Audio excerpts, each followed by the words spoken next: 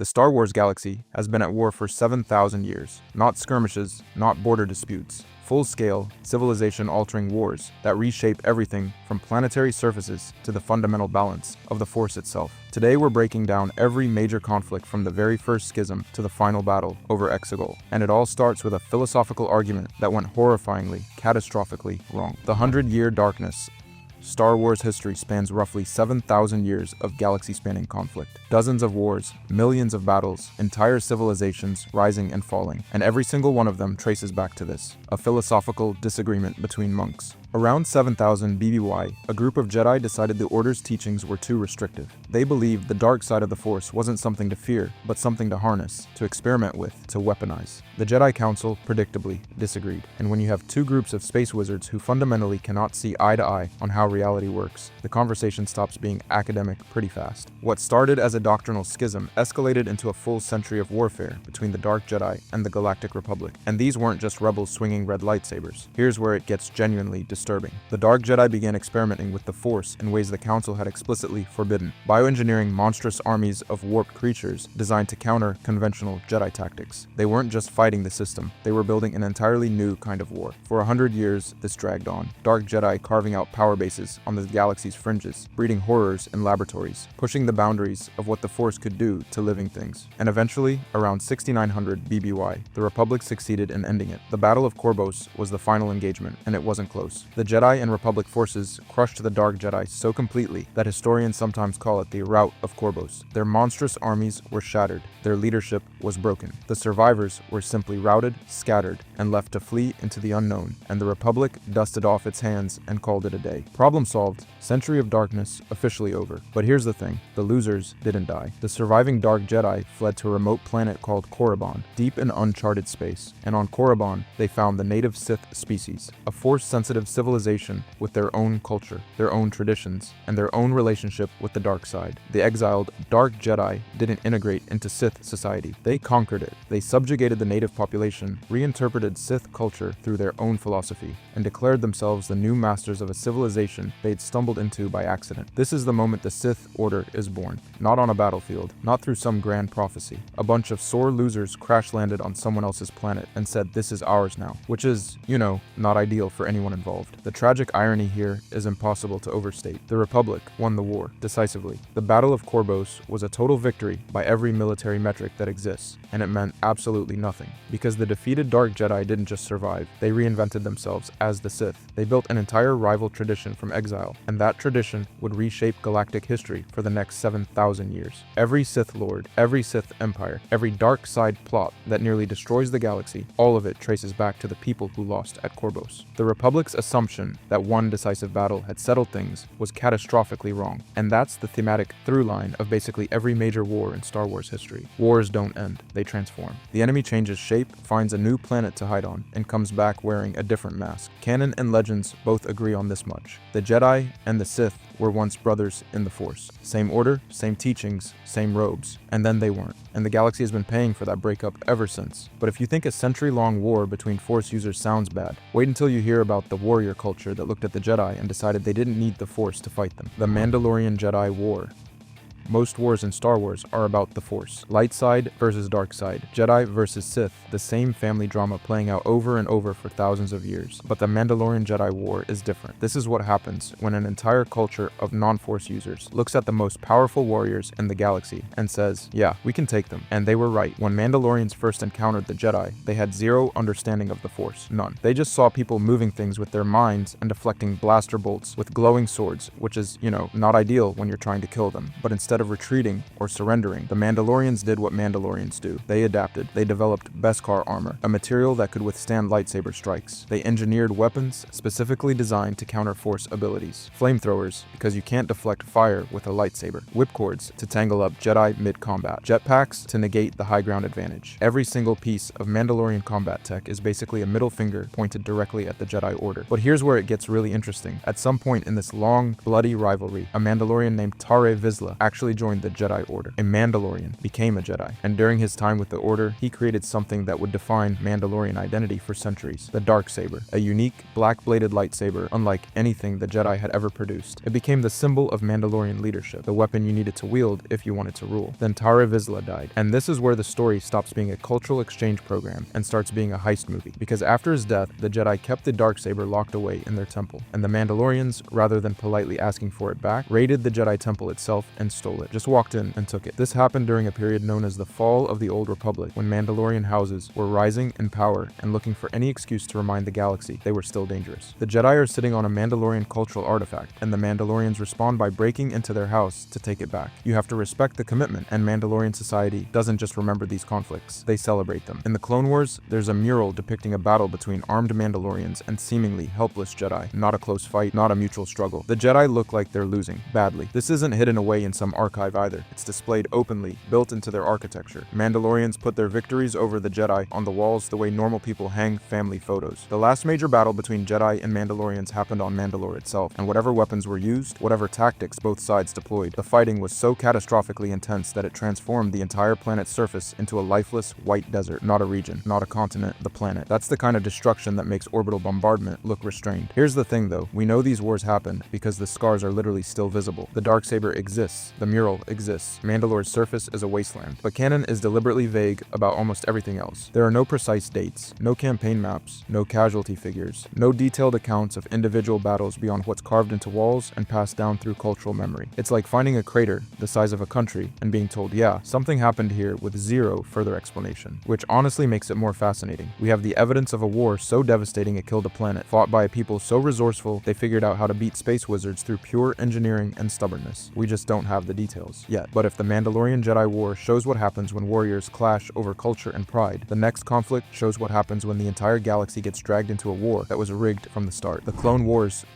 3 years. That's it. The Clone Wars last exactly 3 years, from 22 BBY to 19 BBY. And yet, somehow this is the most documented, most depicted, most obsessed over conflict in the entire Star Wars franchise. Films, animated series, novels, reference books, you name it, the Clone Wars have been explored in it. And when you look at what actually happens during those 3 years, you understand why. It all starts with the Separatist Crisis. Dozens of star systems and megacorporations decide they're done with the Republic and break away to form the Confederacy of Independent Systems under Count Dooku. Dooku, of course, is secretly working for Darth Sidious, but we'll get to that. On the Republic side, Chancellor Palpatine gets handed emergency powers to build up the military, and suddenly the galaxy has a clone army nobody really asked questions about, which is, not ideal. The first battle of Geonosis kicks the whole thing off, and it is brutal from the jump. Clone troopers and battle droids clash for the very first time under Jedi leadership, and the cost is staggering. Approximately 212 Jedi are killed, around 4,182 clones die, another 20,000 clone troopers are injured. That's one battle. The opening engagement, day 1.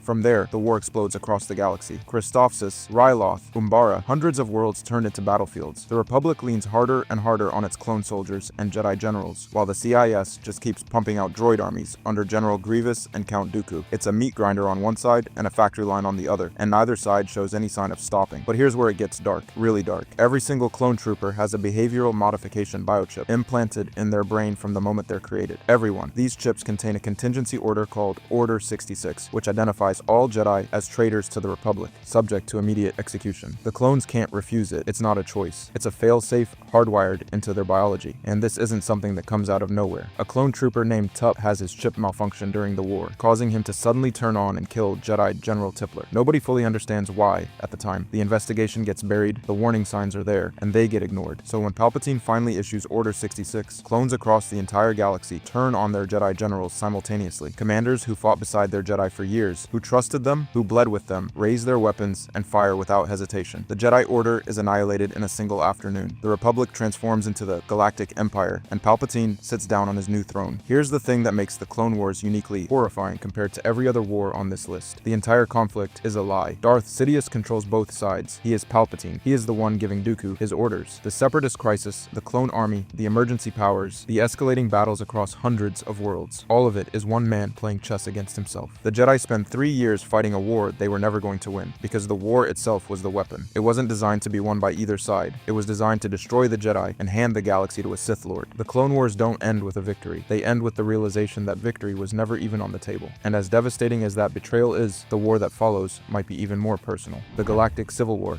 This is the war everyone knows. The one with the trench run, the walking tanks on the snow planet, and the teddy bears that somehow defeated the most powerful military in the galaxy. But here's what most people skip over. The Galactic Civil War didn't start because a farm boy stared at two suns. It started because the Clone Wars never actually ended. During the Clone Wars, the Republic and the Jedi quietly armed and trained rebel cells to fight behind separatist lines. Small resistance groups, guerrilla fighters, intelligence networks, the kind of infrastructure you build when you need people to cause problems in places your army can't reach. And when Palpatine flipped the switch, dissolved the Republic, and turned the galaxy into his personal dictatorship, all of that infrastructure was still there. It just needed a new target. Scattered rebel cells led by figures like Bail Organa and Saw Gerrera spent years operating independently, hitting Imperial supply lines, smuggling, dissidents, and generally being a massive headache for the new regime. But headaches don't win wars. What wins wars is unity. And that didn't happen until Sao BBY, when Mon Mothma publicly declared the formation of the Alliance to restore the Republic. One woman, one speech, and suddenly the Empire wasn't dealing with isolated pockets of resistance anymore. It was dealing with a coordinated military opposition that had a name, a Senate in exile, and a very specific political argument. We are the real Republic, and you stole it. That political dimension is easy to overlook, but it matters. The Empire claimed to be the lawful successor to the Republic. Same institutions, same Senate building, same bureaucracy, just,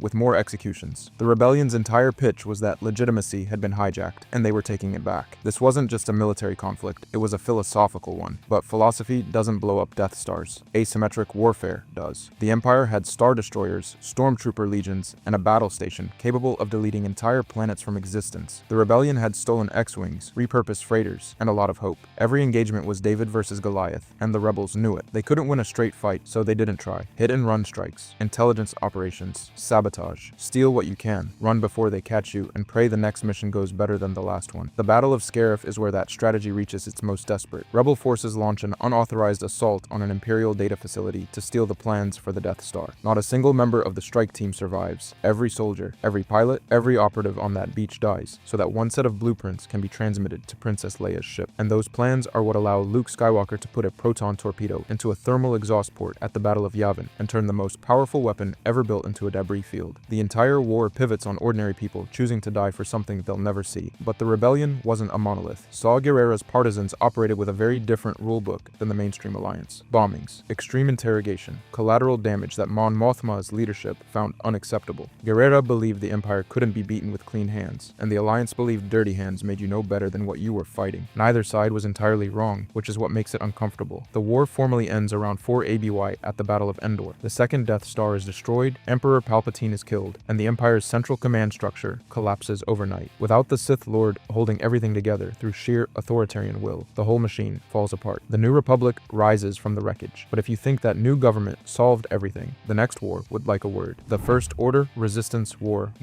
1 year. That's all it takes. The entire First Order Resistance War runs from 34 ABY to 35 ABY, making it the shortest major war in Star Wars history by a landslide. But don't let the timeline fool you, because what happens inside that single year is absolutely catastrophic. The First Order rises from Imperial remnants, while the New Republic does what the New Republic does best. Absolutely nothing useful. They refuse to recognize the threat. They dismiss it. They assume the Empire is gone and the galaxy is fine. It's not fine. General Leia Organa sees this, and because nobody in the Senate will listen to her, she builds the Resistance, a paramilitary group held together by duct tape, old X-Wings, and sheer willpower. And then the First Order fires Starkiller Base. In a single shot, the entire Hosnian system is gone. The New Republic's capital, its fleet, its leadership, vaporized. Billions of people erased in seconds. The galactic government is instantly decapitated, and the Resistance, this tiny band of fighters that everyone ignored, is now the only thing standing between the galaxy and total authoritarian control, which is, not ideal. What follows is a war defined entirely by desperation. The Resistance destroys Starkiller Base, but it doesn't matter. The First Order is still massive. The evacuation of Dakar costs them most of their remaining fleet. By the time they reach Crate, the entire Resistance fits inside a single bunker. They're using old ski speeders held together by rust and prayers against an army of AT-M6 walkers. Luke Skywalker's projection on the salt flats buys them enough time to escape, but barely. The Resistance at this point could literally hold a staff meeting in a closet. But here's where it gets interesting. Not because of one hero, but because of everyone. The war ends at Exegol, where the Sith Eternal and and its final order fleet threatened to make everything worse by an order of magnitude. Planet-killing Star Destroyers, thousands of them, the kind of escalation that makes Starkiller Base look like a warm-up. Rey confronts Palpatine, Finn and Poe lead the assault, and then something happens that hasn't happened in 7,000 years of galactic warfare. Ordinary people show up, not Jedi, not clone armies, not secret Sith fleets. A massive civilian armada from across the galaxy arrives at Exegol because they finally decided they'd had enough. Farmers, merchants, mechanics, people who had zero obligation to fight but chose to anyway. Lando Calrissian puts out the call and the galaxy answers. And that's the real ending to this entire story. Think about it. The 100-year darkness started because a handful of Jedi fell to the dark side and created enemies that haunted the galaxy for millennia. The Great Hyperspace War, the Sith Wars, the Mandalorian conflicts, the Clone Wars, the Galactic Civil War. Every single one of these wars traces back to that original fracture. 7,000 years of the same cycle repeating over and over. Sith rise, Republic falls, someone rebuilds, Sith rise again. At Exegol, the cycle breaks. Not because a chosen one fulfills a prophecy alone, but because millions of regular people across the galaxy collectively decide that the darkness doesn't get to win anymore. The Jedi light the spark.